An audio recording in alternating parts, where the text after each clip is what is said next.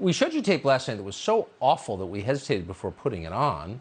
It's terrifying. A hit and driver in Los Angeles last August. A 16-year-old stole a car and intentionally ran over a woman who was pushing her 8-month-old son in a stroller.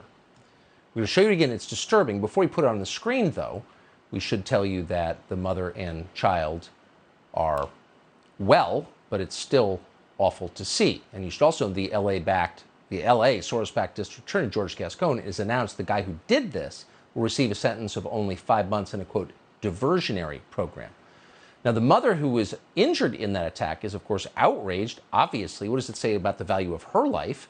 She has requested to refer to her only by her first name, Rachel. We're honored to have her join us now. Rachel, thanks so much for coming on. Thanks for having me, Tucker. So that tape is really, we actually debated whether to put it on. It's that awful. I can't even imagine how you feel when how do you feel when you see that? You know, at this point, I'm pretty numb to it. I watched it about, I'd say at least 1,000 times. I've still shotted it to see, did I do what I thought I did? Did I do everything I could to protect my child? And thankfully, I think I did. Yes. But it was very tough to watch at first, made me very sick. But I'm okay now watching it. It seems very obvious, and I'm just looking at the screen right now, there's space for him to avoid you and your son, but it looks like he did it on purpose. Absolutely, he did it on purpose. I made eye contact with him as he was approaching us. I screamed for him to stop.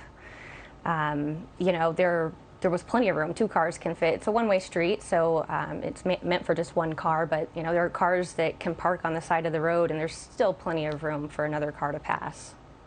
So anyone who would mow down a mother and her baby in a stroller on purpose is someone who should be locked far away from the rest of us, no? Absolutely, and I just learned from Bill Malusian on Sunday that the kid had a felony record already and was out on probation when he hit me. So how do you, this is almost a rhetorical question, how do you feel about what George Gascon has done? What message does that send? It sends a lot of messages. It sends messages to criminals that, it's okay to do bad things because we're not going to punish you. We're going to punish the victims instead. I'm just beside myself with the comments that he's come out with on Twitter, citing that, California law says that the punishment is fair, when in fact it's just his policies that he put into place that prevent us from getting appropriate justice. Yeah, he assigns no value to your life or your son's life at all, it feels like. No.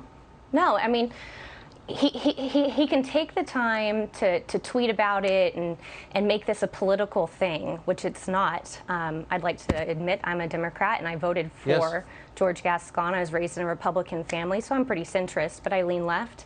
And, I voted for this guy because I believe that, our prisons do need some reform, but rewarding criminals, violent criminals for their actions is very far from any kind of reformation that anybody would think is appropriate.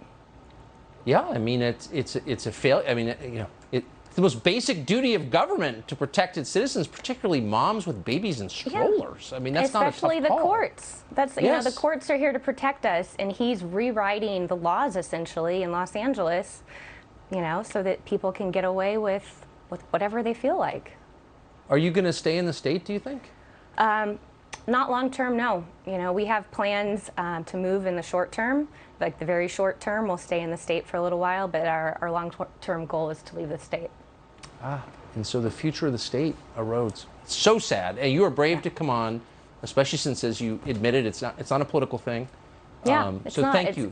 Yeah, every person in Los Angeles should be concerned. Our crime rates are through the roof, and we need all of the support we can get from both sides of the aisle, all the voters.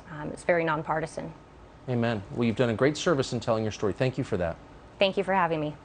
Subscribe to the Fox News YouTube channel to catch our nightly opens, stories that are changing the world and changing your life. From Tucker Carlson Tonight.